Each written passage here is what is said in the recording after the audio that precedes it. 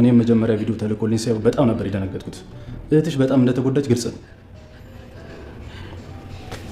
ወይኔ አሁንስ ያንቺን ስቃይ ለኔ ባደረገው። ምናልባት በቅርቡ ከኮማ ውስጥ እንደምትነቃም ነግሮኛል። ግን ብትነቃም በህይወት እንድትኖር አያደርጋትም አይደል? እሷ ማየት ትፈልጋለች። ምን ችግር አለ? ታያታለች። ቃሏን ከጠበቀች ማለት ነው። የምን ቃል? ይህን ጉዳይ ለማንም እንዳትናገር ያልካትን ቃል። ሉላ ምንድነው? የተፈጠረ ችግር አለ እንዴ? ምን ሆንሻል? እህቴ ተገኝታለች። ምን? ቤዛ ተገኘች? እና እንዴት ናት? ደህና ናት? ቤት ነው ያለችው?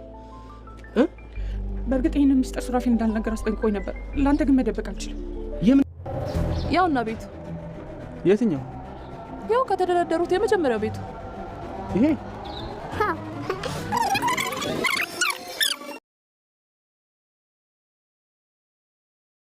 ሱራፌል በቤዛ ተጠራጠረ። ከዶክተር ሮቤል ጋር የቤዛን ሙሉ ሀብት ንብረት በስማቸው ሊያዞሩ፣ ቤዛን ደግሞ ሊገላት ተደራደረ። ሀብትና ንብረቱን በስማቸው እንዲታዞር ሱራፌል ሉላን እንዲያግባባ ተነጋግረዋል።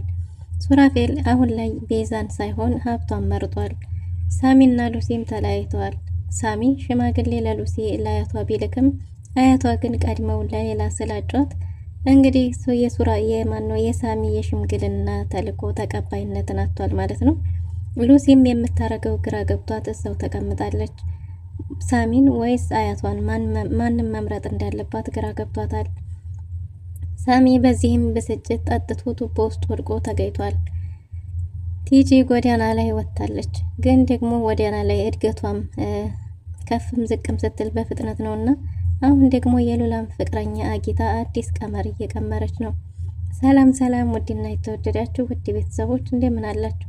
በያላችሁበት የዓለም ዳርቻ ሰላማችሁ በዘት ተተረፍ ይበልልን እያልን ዛሬም በአዲስ መተናል። እናንተም በቅንነት ላይክ፣ ሼር፣ ሰብስክራይብ እያደረጋችሁ ቤተሰብ ታረጉን ዘንድ በትህትና እንጠይቃለን። በባለፈው ክፍል እንደተመለከትነው ቤዛ ተከታታይ ድራማ እንግዲህ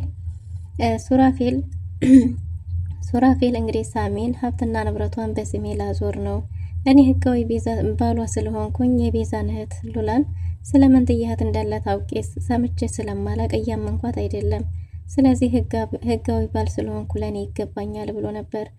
ሳሚም በጭራሽ እንደዛ ልታረግ አይገባም፣ እሷ ቤዛን እኛ ፈልገን እስከምናገኝ ድረስ ሀብትና ንብረቷ እንዴት ታገደ ይቀመጥ ብሎ ነበር። በጭራሽ እንደዛማ አይሆንም ብሏል ሱራፌል።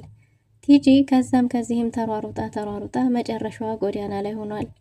ጎዳና ላይ ሆና ሽልጧን እየቆረጠች ነው። አሁንማ ወደ አጫሽም ሆናለች። እና እኔ ምንድነው የነካሁት ነገር ሁሉ የማይሳካልኝ? ከፍ ስል ወደ ላይ በራለሁ፣ ዝቅ ስል ደግሞ እምሽክ ብዬ እዚህ አመዴ ላይ ይገኛለሁ። ምንድነው? ኧረ ተፈጣሪ ሆይ እያለች ራሷን በደግ ሰዎች ሰይማ ጥሩ ሰዎች እንገላታሉ፣ እንግዲህ አንድ ቀን ያልፍልኝ ይሆናል እያለች ራሷን ማጽናናት ጀምራለች ሳሚ። እናም እንግዲህ ዶክተር ሮቤል ፈልግ በተባለው መሰረት ሰዎቹን በየቦታው አሰራጭቶ እየፈለገ ነበር። ግን ደግሞ ቤዛን እሱ የሚሰራበት ሆስፒታል ውስጥ አይሲ ውስጥ አግኝቷታል። አሁን ላይ ቤዛን በእጁ አስገብቷታል። የት እንዳረጋትም በጭራሽን ለመናገር ፍቃደኛ አይደለም። ግን ከሱራፌል ጋር ተገናኝተው አውርተዋል። ሱራፌል እኔ እኮ ድሮም አፈቅራታለሁ ስትል የእውነትህ መስሎኝ ነበር፣ እያስመሰልክ መሆንህን መቼ አወቅኩ ብሏል ዶክተር ሮቤል። እንደማላፈቅራት እንዴት አወቅክ ቢልም ብታፈቅራትማ ገንዘቧን ሳይሆን እሷን መፈለግን የመጀመሪያ ስራ ታረግ ነበር እና ምንም ችግር የለውም፣ በእርግጥ አሁን እኔ እናንተ መስማማት እንችላለን እያለ ነው። በምንድን ነው መስማማት የምንችለው ሲለው የቤዛን ሀብት ሁለት እንዲያረጉ ተስማምተዋል። አይ የቤዛን ሀብት ሁለት ሳይሆን የቤዛ ሀብት የሚገባኝ ለኔ ነው፣ ያንተ ሀብት ሞልቷል ተርፏል፣ ምን ሊያረግልህ ነው ቢለውም ወደ ኋላም ተመልሼ ታሪክ ማስታወስ አልፈልግም፣ ግን ደግሞ የቤዛን ሀብት እኔ እናንተ ሁለት ማድረግ ይኖርብናል። ይህንንም ደግሞ አንተ በሉላ በኩል በቤዛ በኩል ያለውን ሀሳብ ቶሎ ማስጨረስ አለብህ ብሎታል። እሱም እንዴት አድርጌ ቢለውም እንግዲህ መንገድ ያለውን ሁሉ ነግሮታል። በዛ ላይ የቤዛን ፎቶ ቪዲዮ ይዞ ስለመጣ ያንን አሳይቶ እንዲያሳምናት እህቷን ለማዳን ስትል የመዳን ተስፋ ባይኖራትም ግን ደግሞ መዳን ትችላለች ብለን እሷን ማሳመን እንችላለን። ከዛ ሀብትና ንብረቷን በስማችን ታዞርልናለች አክስቷን ለማሳከም ስትል እንዲሁም ደግሞ እህቷን ለማገኘት ስትል ይህን ታረጋለች ብሏል ዶክተር ሮቤል። ሱራፌልም በሀብቱ ባለመስማማት ትንሽ ቢያንገራግርም በስተመጨረሻ ግን በሀሳቡ ተስማምቶ ወደ ቤት ሄዷል። ሳሚ ለሉሲ ሽምግልና ልኮ ሽማግሌዎቹ ተቀባይነት ሳያገኙ ተመልሰዋል። እናም እንግዲህ ሳሚ እጅግ በጣም ተበሳጭቶ ስለነበረ ሉሲም ሄዳ ስለነበር ሉሲ እንግዲህ አያቷ ሌላ ጮኛ እንዲያዘጋጁላትና ያንን እሺ ብላ የማትቀበል ከሆነ ከዛ አያቷ እራሳቸውን ስተው እንዲወደቁ ሁሉ ስትነግረው እጅግ በጣም ተጨናንቆ ነበር። በዛ ላይ ደግሞ እሺ ምንድነው ማድረግ የምንችለው ሲላትም እሷ ከአያቷ ፍቃድ መውጣት እንደማትፈልግ አያቷን ማሳዘን እንደማትፈልግ በዛ ላይ ደግሞ እሱንም ማጣት እንደማትፈልግ ነግራው ነበር። ሳሚም በዚህ ሁኔታ ላይ እጅግ በጣም ተናዶ ሲጠጣ አምሽቶ ስለነበረ ጠጥቶ አምሽቶ ሲመጣ ራሱን ቱቦ ውስጥ ነበር ወድቆ የተገኘው። እናም በሳሚ ስልክ ለሳሮን ተደውሎ ቱቦ ውስጥ እንደወደቀ ሲነገራት ሳሮን ያለበት ቦታ ሄዳ ነበር አፋፍሳ ወደ ቤት ያስገባችው። ወደ ቤት ካስገባችው በኋላ ጧት ሲነጋ ራሱን ያገኘው ራቁቱን ነበር። በዛ ላይ ደግሞ የሳሮን ቤት እንዴ ምንድነው የተፈጠረው ምንድነው እያለ እጅግ በጣም ተጨናንቆ ነበር። እሷም ትንሽ ለመቀለድ ብላ አንዳንድ ነገሮችን ስትለው እንደዛም በጭራሽ አታረጊውም እያለ በጣም ተደናግጦ ነበር። ሳሮንም ለመቀለድ እንደሆነ እንጂ እሱን ያገኘችው ቱቦ ውስጥ እንደሆነ በዛውም ደግሞ ቱቦ ውስጥ መሆኑንም ሰዎች ደውለው እንደነገሯትና ሂዳው እንዳመጣችው ነግረዋለች። ታዲያ ለምን በራቁት የተገኘው እያላት ነበር።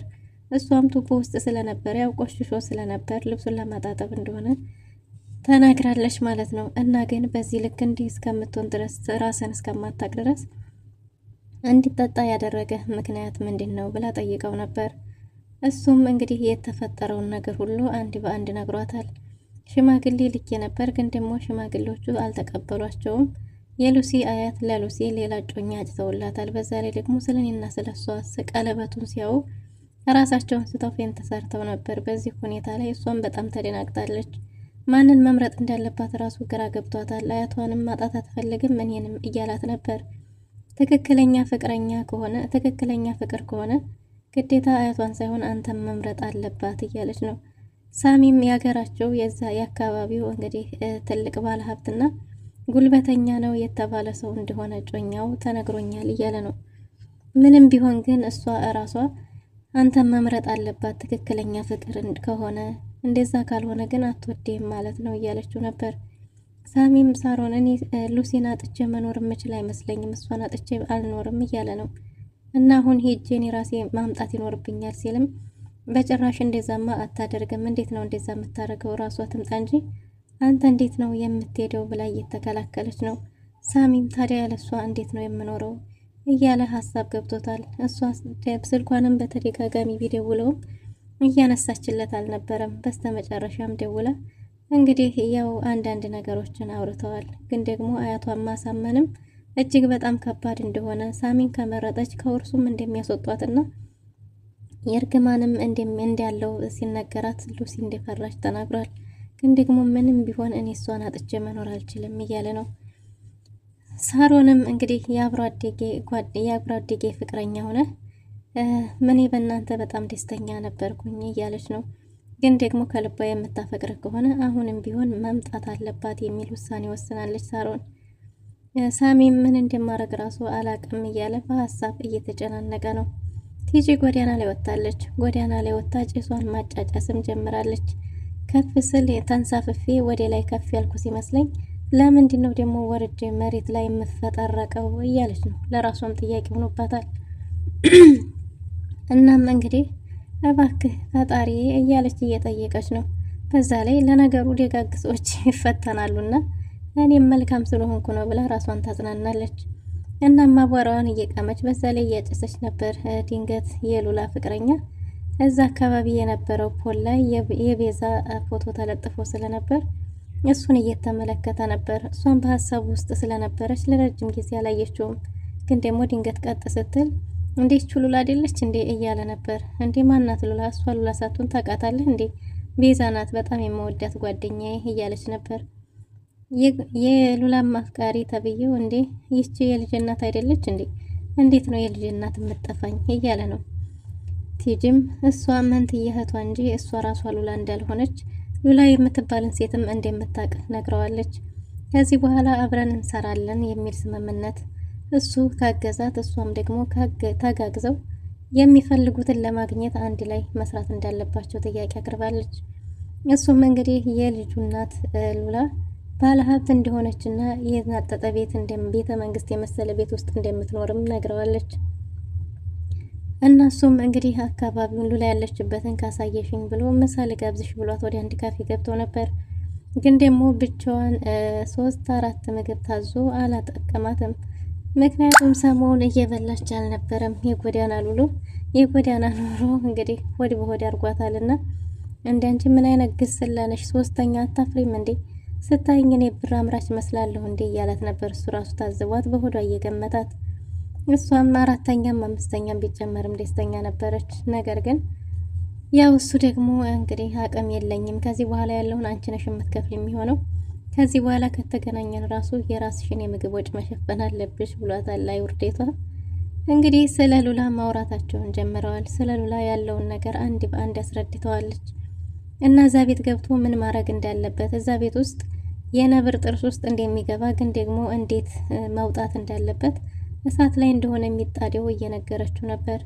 ከሱንም እንዴት ማምለጥና መውጣት እንዳለበት እንደሚያውቅ ጭምር ነግሯታል። እናም እንግዲህ የቤዛ ሀብት ተቀናቃኝ በስቶበታል ማለት ነው። እናም የሉላም አፍቃሪ የነበረው ሰው መጀመሪያ እርግዝናዋን ሲያቅም ከማወቁ በፊት ጥሎ የጠፋ ሰው አሁን ገና ወደድኳት አፈቀርኳት እያለ ነው። ሉላ ስሽ ብላ ተቀበለው ይሆን? እናሷን ቤቱን ልታሳየው ተስማምታለች ማለት ነው። በስተመጨረሻም እንግዲህ ሱራፌል ወደ ቤት ለሉላ ነገሩን ሊናገር እየሄደ ነበር። ወደ ቤት ከሄደ በኋላ ቤት ደርሶ ቤዛን እንዲያገኛት ያለችበት ሁኔታ እንዴት ታወቀ? ቤዛን ያገኛት ዶክተር ሮቤል እንደሆነና ያለችበት ሁኔታ ያው ታማ እንደሆነ እየተናገረ ነበር። የያዘውንም ቪዲዮ አሳይቷት ነበር አርግ በተባለው መሰረት እና መቼም ይገላታል አይደል እሱ እጅ ገብታ እያለች ነበር። እንዳይገላት አርጌ የተባለችውን ነገር ካደረገች እንደማይገላት ነግሯታል። በዛ ላይ ሙሉ ሀብትና ንብረቷን በእነሱ ስም በሱራፌል ስም እንድታዞርለት ለምን በሱ በራሱ ስም አላዞርለትም እያለች ነበር። እንደዛ ማረጋቸው እኔ ነኝ ህጋዊ ባሏ ለኔ ታዞሪያለሽ፣ ከዛ በኋላ ግን እህትሽን ታገኛለሽ እያላት ነበር። እህት የማየት እችላለሁ ወይ ብትልም እሱን ገና ከተስማማሽ ነው ብሏታል። እና ደግሞ ለሳሚም ሆነ ለማንም ለሳሮንም ማንም ሰው ማወቅ እንደሌለበት አስጠንቅቋታል። ይሄ ሚስጥር ከነሱ ውጭ እንዳይወጣ አስጠንቅቋታል። ዶክተር ሮቤልም ሱራፌልን አስጠንቅቋል። ሱራፌልም ደግሞ ሉላን አስጠንቅቋታል ማለት ነው። ግን ደግሞ አክስቷ እንድትታከምና እህቷን እንድታገኝ ግዴታ ያዘዟትን ማድረግ እንዳለባት ደጋግመው ነግረዋታል ማለት ነው። አክስቷም ዳያሊሲሱን እንዲያቆመችና በዛ ላይ እየተዳከመች እንደሆነ ስታቅ ሉላ እጅግ በጣም ተጨናንቃለች። ወደዚህ ተመልሰሽ ነይና እባክሽ ልንከባከብሽ እያለቻት ነበር። እሷን ብትሆን እኔ ላንቺ እንጂ ለኔ ምንም አላስብም፣ ስለ እህትሽ ትኩረት አድርጌ ብላለች። አክስቷ ሉላ በአሁኑ ጎበዝ ሆናለች። ሚስጥሩን አውጥታ እንግዲህ ለሳሚ ለመናገር ወደ ሳሚ ዘንድ ሄዳለች። ዶክተር ሮቤልም ሱራፌልን ለማንም እንዲያትናገር ይሄ ሚስጥር ከኛ ውጭ እንዳይወጣ አስጠነቀቃት አይደል እያለው ነበር። እሱም እንዲያስጠነቀቃት ነግሮታል።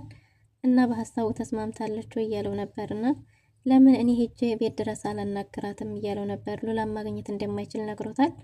ግን ደግሞ ይሄን ብቻ ሳይሆን እህቷን ማግኘት ትፈልጋለች ብሎታል። በሀሳባቸው ከተስማማች እህቷንም ማየት እንደምችል ነግሮታል ማለት ነው።